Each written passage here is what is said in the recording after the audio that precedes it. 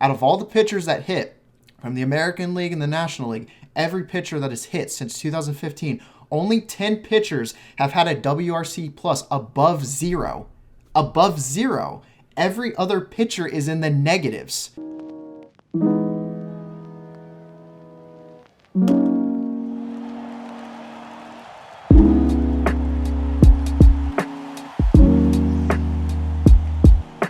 What is going on, ladies and gentlemen? My name is Dillard, bringing you guys another podcast. This is the Barnyard podcast number 3. I hope all of you are having a wonderful day so far. I'm here with my co-host again, Clemente. How are you doing, my friend?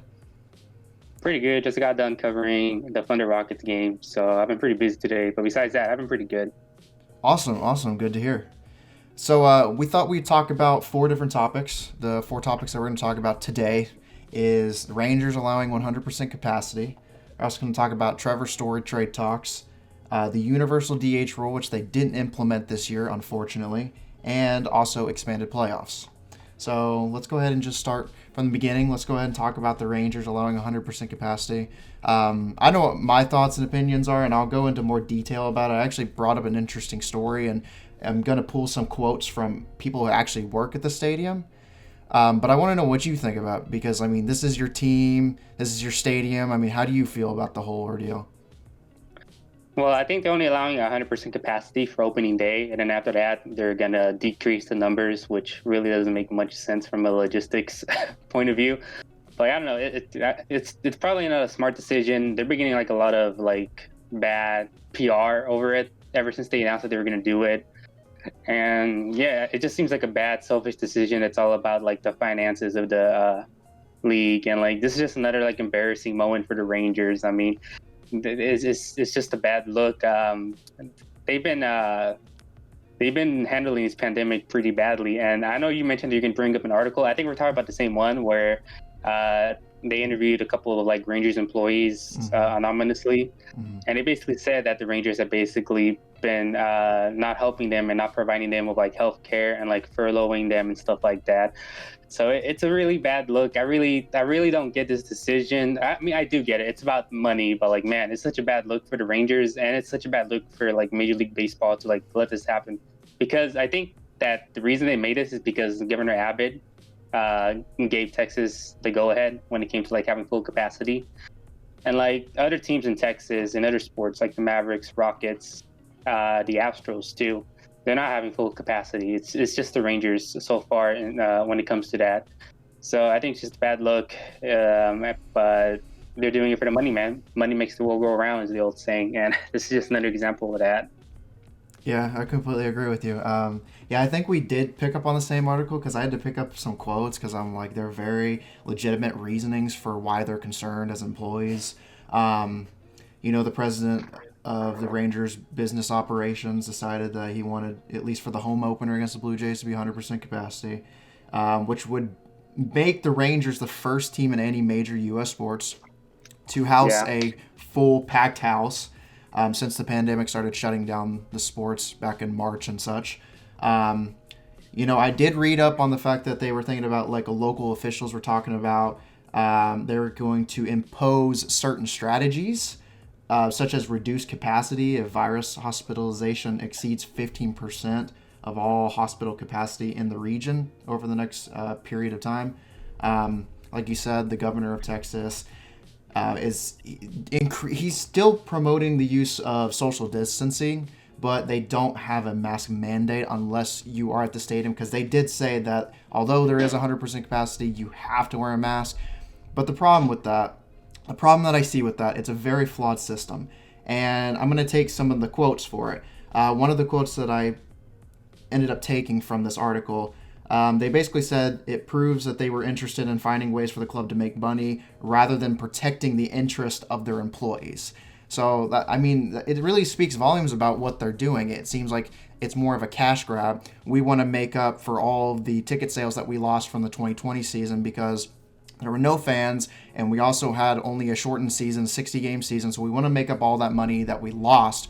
And we just show no remorse, or we have no sympathy for the employees, even though I get it, the baseball players make the game what it is. Most people go out to see the players. Most people don't go out to just eat or whatnot.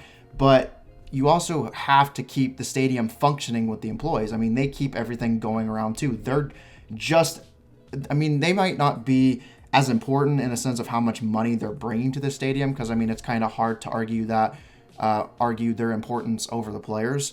But I mean, they're still human beings. They're still going out there and selling tickets and exposing themselves to hundreds and hundreds and hundreds of people daily. They're also not only selling tickets, but merchandise, food, drinks, whatever it may be. They're still doing a job. And I don't think it's fair to those individuals. Because I was going to mention the whole mask thing, and it's like, I've seen people that I go to restaurants with where you're supposed to wear a mask, or even in the city of Tulsa, there are quick trips that are like, you have to wear a mask. But people don't go in and wear a mask, even though it's supposed to be mask mandated. Like certain businesses, if they choose to have one of those policies where you have to come in and wear a mask, then you should be doing that. Yet people aren't doing that. And that's the problem I have. And I know the stadium said that they have a 3-strike rule, apparently. They're going to try and implement a 3-strike rule. And I'm like, why do you need 3 strikes? Why not just do it right then and there? If they can't listen to the rules, then that's their problem. I really don't care if they paid all that money to do this and do that. If you can't listen to a basic rule that you're supposed to do at the stadium, which is keep your damn mask on, unless you're drinking real quick or eating, then you simply shouldn't be there. You're not acting like an adult. And it's really not that hard, because like for me personally, I'm like, you know, I have my own, opinions about the whole COVID and pandemic and stuff. But regardless of my opinion, or regardless of anybody else's, in my opinion, I feel like no matter what your thoughts are on the pandemic, if someone wants you to wear a mask, you should at least have the common decency to wear a mask to make them feel comfortable. Like me, I'm so used to wearing masks at work and such, so it doesn't bother me. But even if I didn't really feel like wearing a mask at a time, if someone was like, I feel scared, like I have all these other underlying health problems, like if I get it, it's going to be much more contagious and much more harmful to me than the ordinary person, I would, out of common decency, human decency, put my mask on. Like, that's just me, it doesn't bother me that much. It's not that big of a deal to put on your mask for whatever it may be, 5 minutes, 10 minutes, whatnot. But I just found that 3-strike policy was really silly, because it's like, why does it have to take 3 strikes? And people aren't going to listen. They're just not going to. I've seen also games in spring training where they're supposed to be wearing their mask, and people are just taking them off left and right. They're not even putting them on their nose. It's like, you're supposed to cover your face and your nose. And it's like, people aren't doing that. And it's like, it doesn't matter how you feel about the mask mandate. If the stadium and the Rangers are saying you have to wear a mask unless you're drinking or eating, then wear your damn mask and leave it on unless you are drinking or eating. But then again, it kind of comes, full circle again. And it's like, I'm still kind of wary about the whole thing, especially with the fact that the opening day is going to be like the only game for this year, supposedly, that it's going to be 100%. And I'm just like, man, if people don't listen, and I'm just like, I brought up some like statistics about Texas for those who care about it. Let's see. It's like Texas is like second in total cases, second in total deaths, and second in total recovered.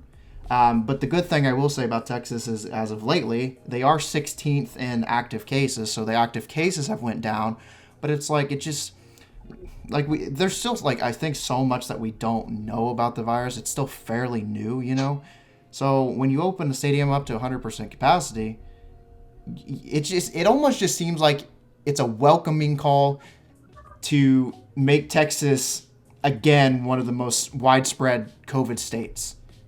Just from that one event, for how many people you're going in. I mean, you're talking about a stadium that has over 40,000 seats, and you want over 40,000 people to be there all at one time. People aren't going to always wear their masks. They're not going to listen. And that's another thing. It's like, you have 40,000 people. How is security going to be able to deal with all of that? That is way too many people to be rapidly watching left and right, keeping tabs on them on a 3-strike rule, whatnot. There's so many different things that could happen. And, if it goes well and nothing happens, then, awesome. Like, I'm all for trying to open up business back up and stuff and getting everything running again. But at the same time, I'm just like, if this ends up turning into a colossal disaster, The only people who can blame themselves is the Rangers and how they handled it. Instead of opening to about 25%, 30% or less capacity like most other stadiums are doing, and opening to 100%, they only can blame themselves for it. So that's pretty much all I have about it. It's either it's going to go really bad or it's going to go really good. Like there's not going to be in between. So Yeah. Yeah, I mean, to your note, like it's gonna be hard to enforce it, especially with like 40,000 people and like only a few hundred like team employees or stadium employees. And like I think I remember reading from the article that they had trouble enforcing it during the World Series last year because the World Series was held in like Globe Life Field, the Rangers New Ballpark, and that was nowhere near 100% capacity. And there were fans out there who were like finding a loophole with the rule where they were just holding a water bottle the entire game and saying like, "What do you mean? I'm drinking right now, so why should I need to wear a mask?" So there's gonna be like a lot of people are gonna do that as well. I just really don't know how they're gonna enforce it with so many people in the stadium. And it's just a bad look, man. Like I don't know if you've seen a tweet, but I think the Rangers sent out a tweet last week where they were promoting tickets that they were selling, and it was like a video of this fan who came in to the stadium and he sat down and he took off his mask, and like the Rangers got ratioed for that video, saying like, why is he taking off his mask? Isn't the entire point to stay safe? I thought masks were mandatory, yet you're over here like showing this supposed fan taking his mask off as soon as he sat down to watch the game. But it's just a bad look, man. It's just awful. Yeah, I mean, the last thing I'll say on it is if they ask you to put your mask on, then do it. And don't be pissed off if you get kicked out of the stadium. It's your own fault for not listening to their policy. It's as simple as that. It's really not rocket science. But moving on, we're going to talk about Trevor Story and the trade talks. So he's a free agent in 2022, worth about $143.5 million since 2016, according to Fangraphs, which is quite a bit of value. Rockies haven't discussed a long-term deal with Story. Rockies don't intend on trading Story, but the Rockies aren't contending for anything, and I don't know when they'll be able to be back into a position to contend again. It's been quite some time since they've been into that position. I think it was like 2016 or 2017 when they had a wild card game against the Cubs. Might have been 2018. Yeah, it might have been 2018. But their team is just far from contentionship. I mean, they lost Arenado, which, I mean, I guess the good thing that came out of it was that they were crunching down on the contract that they were providing him. But at the same time, it's like, how do you lose a superstar like Nolan Arenado? Like, that's insane. Like, that's nuts. I don't know how you let a superstar like him get out of your reach. And even more so, I don't know how you manage to make that man mad to the point where he wants to leave multiple times, saying he wants to leave the organization and go play for someone who probably obviously is a more winning organization is can provide him with help, which I agree, because they never provided that man with help. As far as pitching is concerned, like I get Coors Field, but if you ever look at that starting rotation, if you ever look at that bullpen from the last few years, actually for quite some time, pretty much since Nolan's been there for the most part, it really hasn't been that great. It's been a travesty. And when you have a team like the Dodgers, and now you have a team like the Padres, it's almost like, do we even bother keeping Story at this point? Because we're just not going to contend. We're not going to contend. Like the Dodgers are going to be good for a while, and the Padres are going to be good for a while as well. So it's just kind of like, what do they do with him? I don't think they're going to trade him. The most that I think that they're going to do is just not re-sign him when his contract's up. He's a good solid hitter. He's a 114 WRC plus, 17.9 F4 player. That's pretty solid. The thing that really, really, really strikes my attention, though, and really could be the underlying factor on how much money he receives in free agency. I don't know how much I think he's going to receive. It could be anywhere. I'm not really too sure on that. I'm not an expert on that field.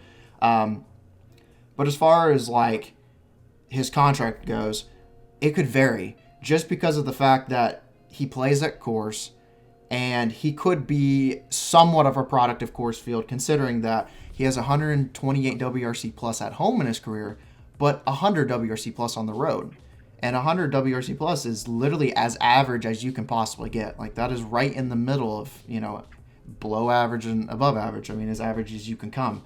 And then, you look at his home splits and it's like, .304 average, .370 on base percentage, .624 slugging compared to his away stats, which is .250 average, .315 on base percentage, .445 slugging. I mean, those are drastically different numbers. It's basically Arenado all over again. Arenado's excellent at home, but then when he plays on the road, he is an above league average player, but it's slightly, it makes you question. It's like, I'm not trying to get off topic or anything, but it makes you question, and the projections are even questioning Arenado. Like his F4 for the next 3 seasons is gone down significantly because we just don't know what he's going to be able to do in St. Louis. We don't know how much of that Coors factor is going to really affect him. And obviously you can see it does affect him to a certain degree, as well as Trevor Story, because of their differences in their home-away splits. Now, I know not everybody's George Springer, because George Springer is he's one of the few cases where he's actually a better hitter on the road than at his home stadium.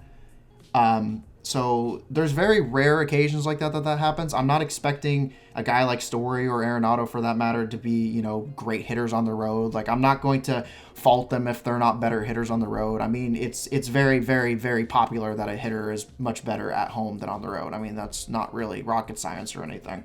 But still, like, looking at the splits, I think that's going to be some sort of factor in sense of who signs him and what kind of contract they're willing to give him, and if the Rockies are willing to re-sign him back.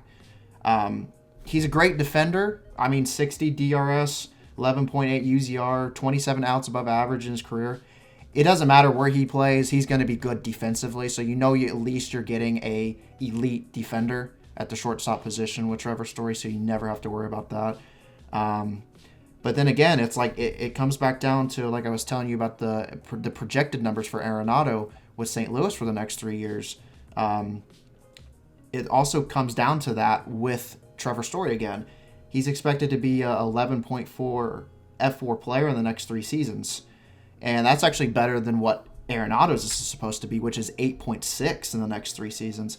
But it makes you wonder, and it's like, if he doesn't sign with the Rockies and he goes somewhere else where he could be another DJ LeMahieu, because DJ LeMahieu, I will say, is one of the rare incidences or rare cases where he actually performs better with a team that's not the Rockies. Because, being a Yankee fan, I watch every game that I can. I follow them extensively. DJ LeMahieu has been just incredible with the Yankees. And actually, interestingly enough, it wasn't really particular. Well, I will say it does go hand in hand with the fact that the short porch does help him, because DJ's never been a power hitter.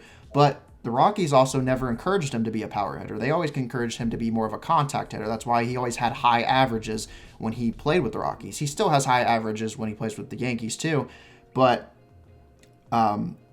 he also is more of a power hitter now. He's hitting a lot more home runs with the Yankees is because he increased his launch angle.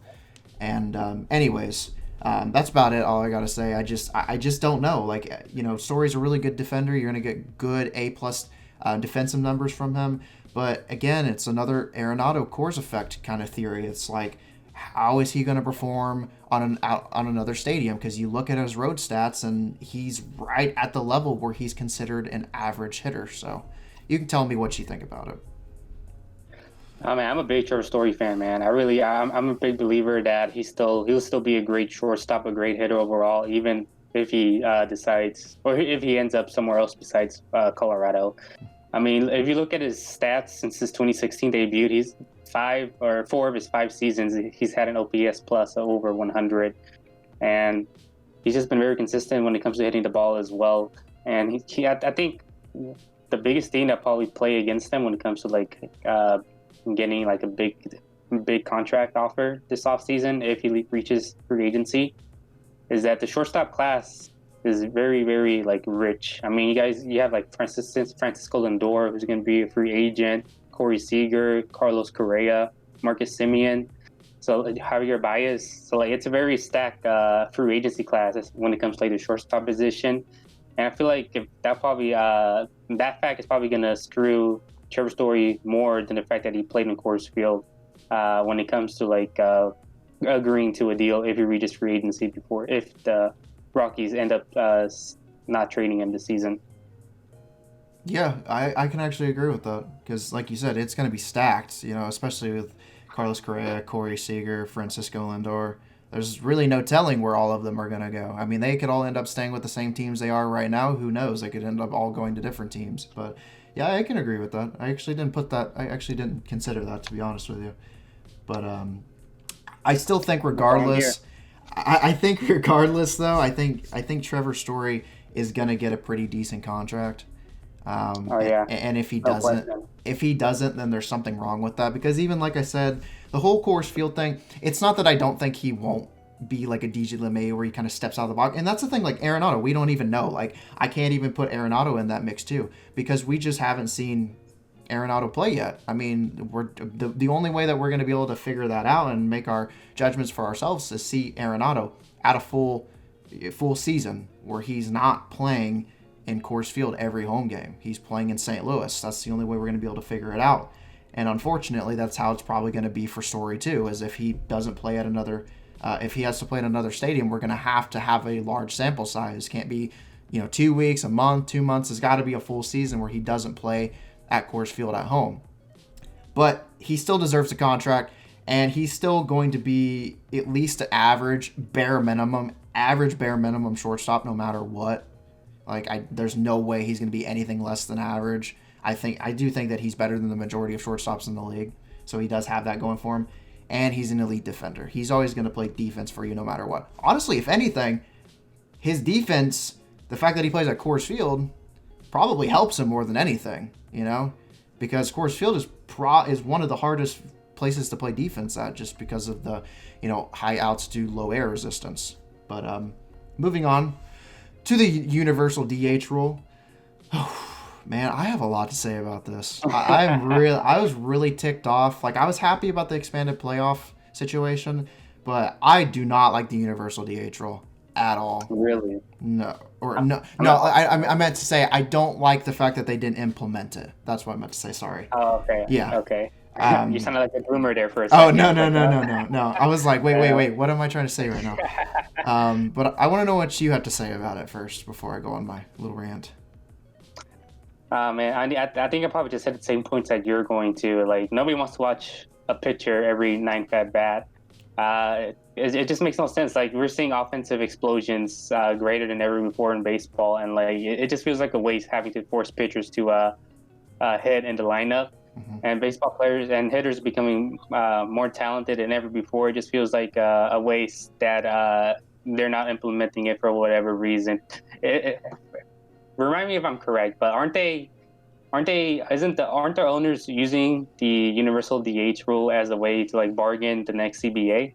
Yes, that's pretty much exactly why they didn't implement it this year, which is sad. Which is stupid. It makes no sense. Like that's such a bad like trading chip when it comes to negotiation because because the players aren't going to be the ones who are going to benefit from it. The owners are going to too, and the fans are going to too. It just makes no sense. It just looks petty and bad on the owners' side that they're using it as like a bargaining chip when it comes to like negotiating the next CBA. Yeah, I agree. Like you said, it literally makes no sense. I mean, if you're giving yourself a universal DH, that means you're giving yourself more offense. You're not limiting your offense. Like, how is that going to be bad at all for the league? More people complain all the time that they want to see more offense. They want to see more home runs and all this and that. And then the league hammers in, the whole juice ball era where baseballs were flying out because people demanded home runs. People like home runs. They're flashy. I like them too. Pretty much everybody does. They're good for baseball. Occasionally I like to see the, knock runners in from base hits rapidly and stuff. I also like to see walks, especially long count walks. I think are extremely impressive. But walks don't sell. Singles don't sell. Home runs sell. Though home runs sell tickets, they make players. They interest people in the sport. People want to see home runs. But with that fact, it just makes no sense because you're limiting your amount of offensive production. And for the most part, most DH hitters are people with a lot of power. You look at JD Martinez, a lot of power, doesn't play defense, terrible defense. Nelson Cruz, a lot of power, doesn't play defense. Man also doesn't age. I don't know how he doesn't age. What is he, 40 now? 40 years old. Mid-40s, man. He's 40. He's getting up there. And With Tom Brady. he's still an elite level hitter. Like, it's insane how good he is.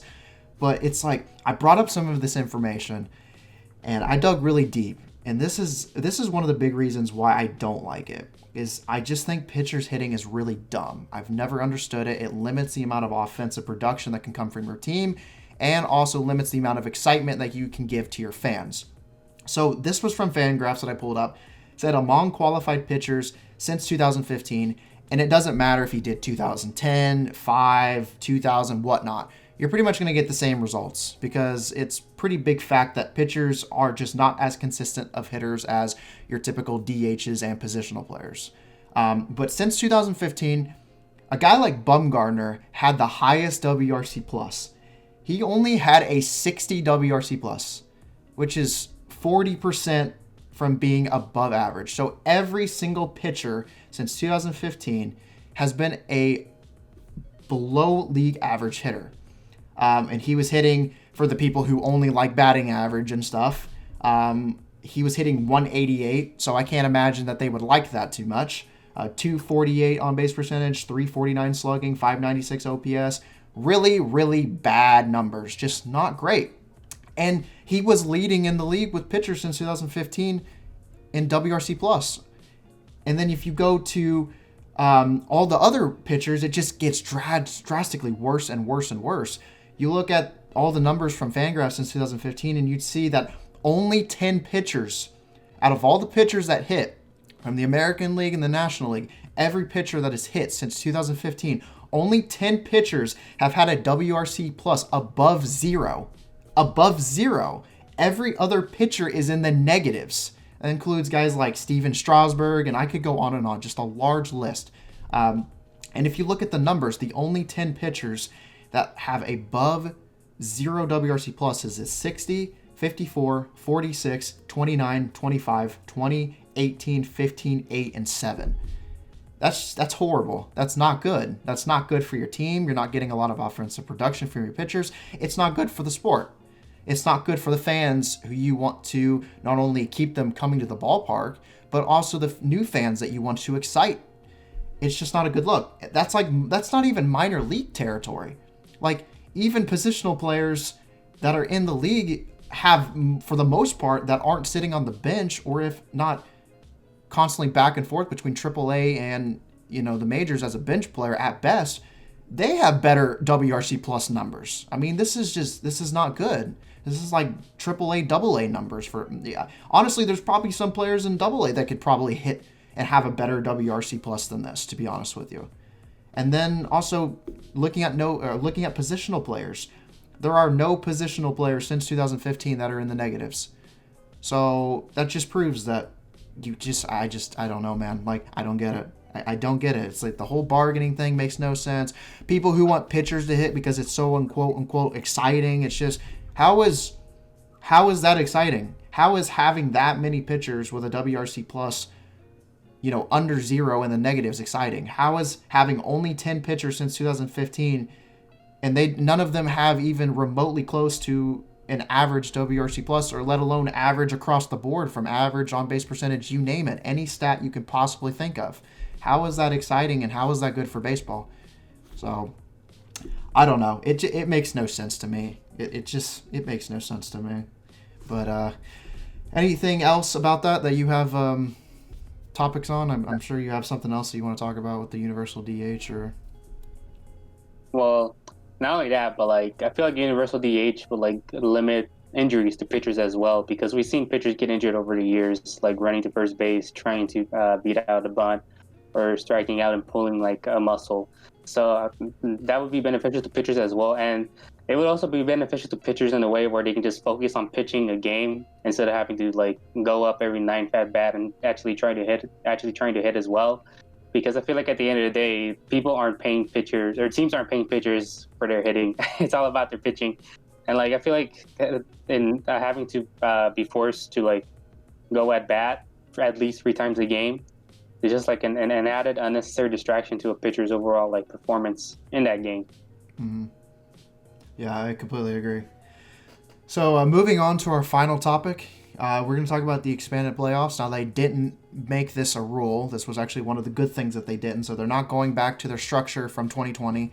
Thank God, because of the fact that, like, the first thing that I noted, which was the reason I didn't like the expanded postseason, is because teams like the Astros and Brewers made the postseason last year and had a 29-31 record. I mean, that's just, there's just no reason for it, you know? Like, this isn't basketball where you can have multiple teams on any given side of the bracket that are in the negative territory for the records. And it's also not football too. I mean, there's been years too where we've had negative teams go in. I'm pretty sure Washington went to the wild card and they were, I don't remember what the record was, but I do remember that they were a negative team. And it's like, yeah, maybe you can slide with that in those sports because people are so used to it. It's always been like that. But baseball isn't like that. Baseball is more of a dynamic sport. It's a lot more difficult to get into the postseason. And it really shows with those 162 game seasons that this league has. It's really difficult and it's extremely rewarding, especially when you get home field advantage. Like, that is extremely rewarding. I don't really know too many other sports that is that rewarding, especially with the fact that baseball is extremely, there's a lot of luck based in it, you know? Like, any given day, you know, there could be people blasting baseballs 120 miles per hour, but it go right into the glove of a defender. You know, I'm looking at you, Giancarlo Stanton, you know, people like that who just hit baseballs, and it's like, you know, barrels and barrel percentage is excellent, usually results in players getting on base. But even then, it's just, this game's so luck driven that even things like that, you could just have terrible stretches where you just don't get a lucky break. It happens, you know, it happens to every player. Some go through it more than others, you know, it just depends. But I've never seen a reason to put a negative team in the postseason, especially when you looked at the series against the Dodgers and the Brewers in the first round. It was like the Dodgers swept the Brewers. Like, it wasn't even close. Like, the Brewers had no reason being there. It was just a waste of everybody's time, if anything. And I don't know. The MLB postseason is very prestigious to me. I've grown up just, you know, it just being so difficult to get into, let alone getting home field advantage and getting to the World Series. It's a very special sport. It's one of the hardest sports to gain a championship from. But, you know, I don't know. What are your opinions about it? Well, I feel like Major League Baseball, if they were to expand the playoffs, it wouldn't be to what they did last season. It would probably be to like one or two teams because, like you said, baseball fans are very, very much traditionalist when it comes to like how they like their playoff format and stuff like that. Because I remember when they added the extra wildcard team, like it took some time to getting used to, and like I remember fans not liking it as well, and them not liking the fact that the wildcard game is only one game, which I agree with, but like that's a whole nother topic. But yeah, I could definitely see. I feel like if they added multiple teams, like you said, it's just gonna like make winning divisions meaningless because you can still make the playoffs without even winning a division. And like you said, I feel like baseball is probably like the only sport where winning divisions still matter. With like basketball and football, you can still like, especially with football now and the NFL adding like another wildcard team recently. The winning divisions really doesn't matter as much as it does in baseball. And if you have more playoff teams, then it's just going to make division races that much more meaningless. And you already had 162 games a season playing every day, and it will make a lot of games a lot more meaningless than they should be when it comes to like baseball, since they already have a long season. But like, yeah, I'm with you. I feel like I like it where it's at right now. If I had to change something, I'll probably make the wild card games probably like a best of 3 series. But like, that's about it, man. I like it how it is. Yeah, I agree with that. If there's one thing that I think that would be like beneficial, like, you know, the change that would be good for the league is I've never seen the point, like when they first put it into the MLB format, I never saw a purpose of having only one game in the wild card be the determining factor for a team advancing. It's just, this is one of, like, it might work, like, obviously it works in football because all they do is play one game. It might work maybe for basketball. I don't know. I'm not an expert on that. You'd be more of somebody to tell me that if it would work better. But for baseball, a sport that's such luck driven too, and the fact that the best team doesn't always win, it just makes no sense. Like, it makes much more sense to have like a best out of 3. So I will say the one thing that I will add on to, I know you probably weren't expecting to talk about it, but I wanted to add on to it just a little bit. They also decided that for this season, they haven't said anything about moving forward. They're just focusing on the 2021 season.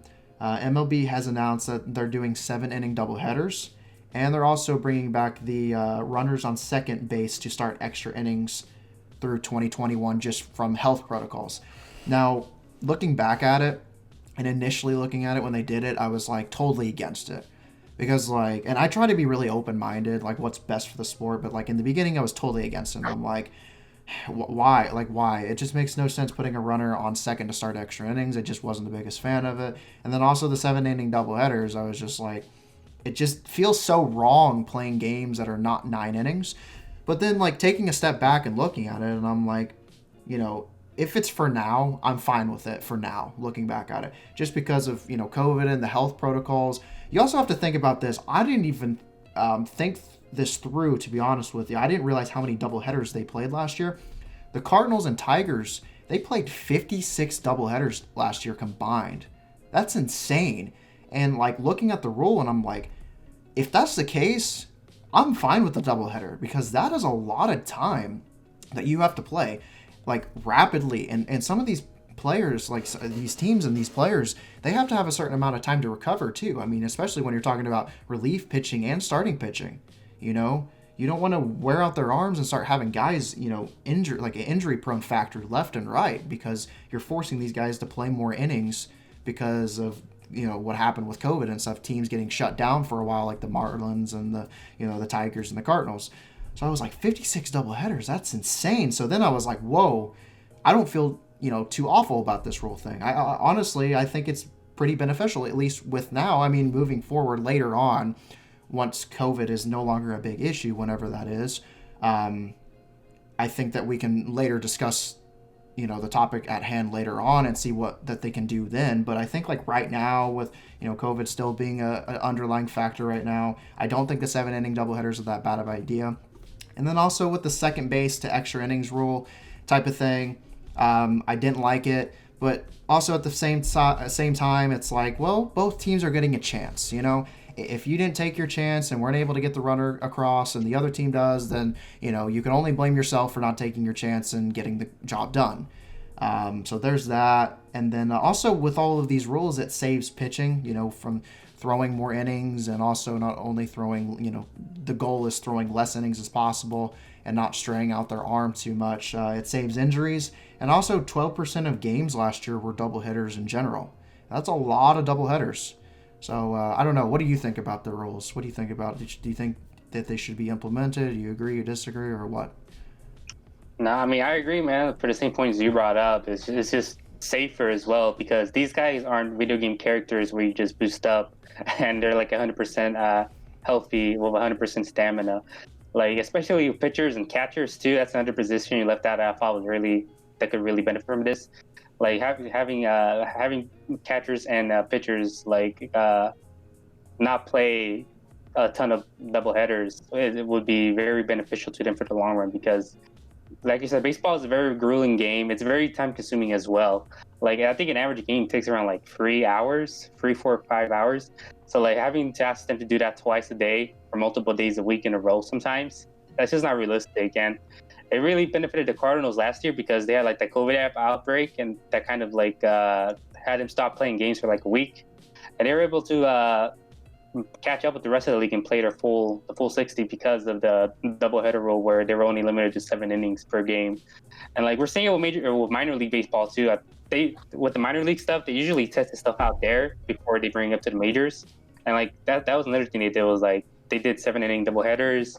They've done like a pitch clock as well. They've done a runner on second base. So like I'm not surprised Manfred implemented this rule as well because Manfred's been a big like let's reduce the amount of time, amount of game time.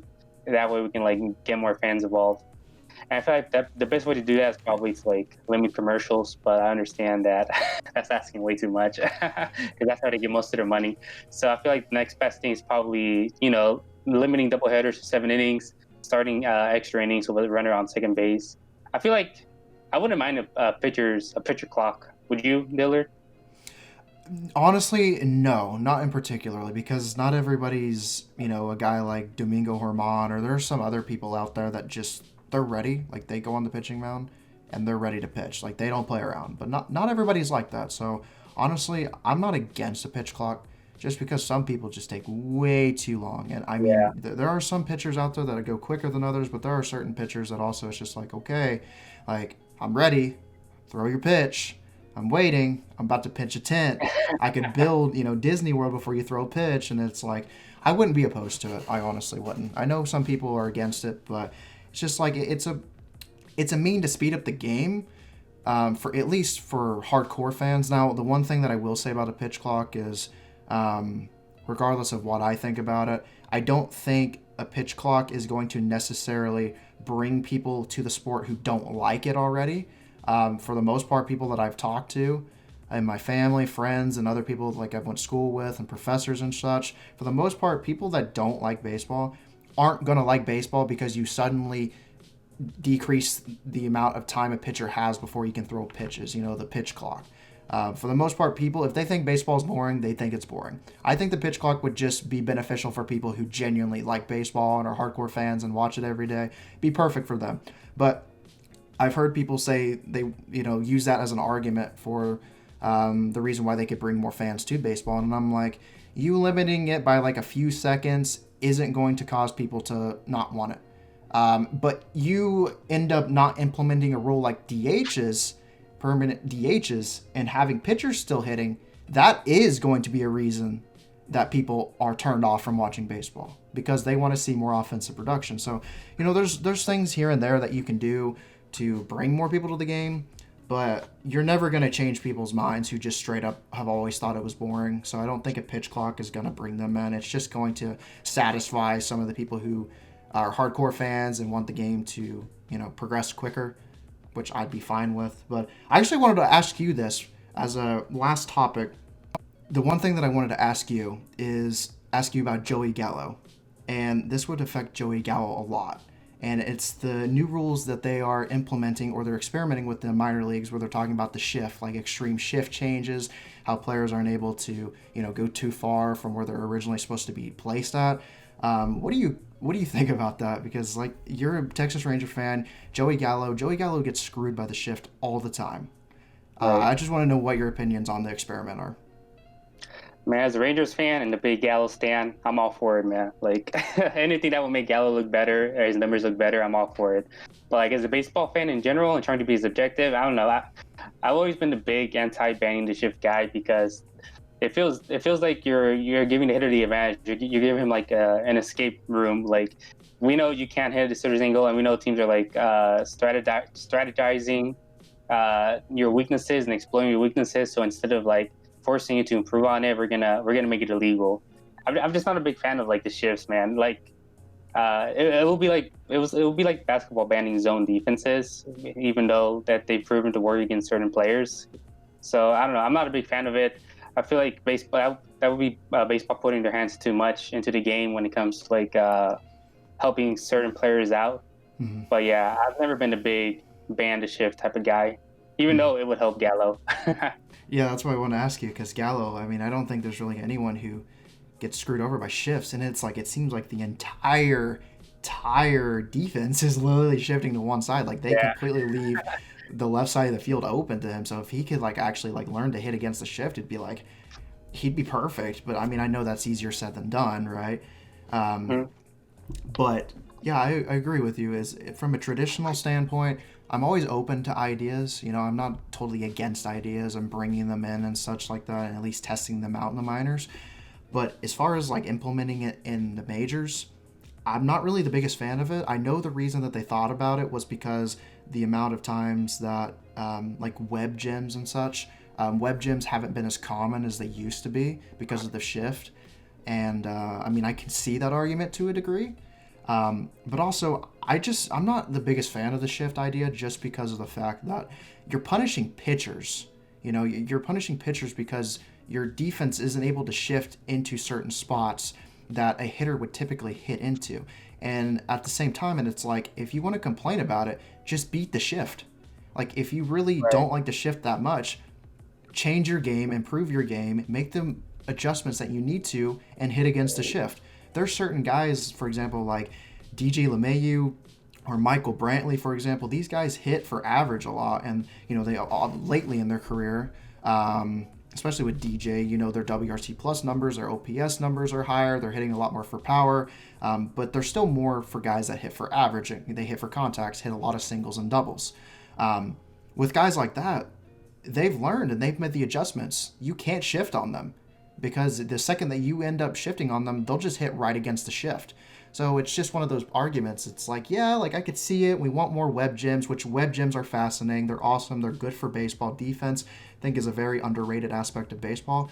But at the same time, I'm like, I don't want to screw over pitchers, because like pitchers already have to deal with a lot of external factors. That's why we have all these other stats outside of ERA like FIP and Sierra that are more adjusted to what a pitcher can control outside of what he can't control, But I'm just not against of screwing pitchers over because of the fact that these defenders aren't able to shift for certain people, and because of that, aren't able to get to the ball, and it either being a base hit, driving in a run, whatnot. It doesn't matter.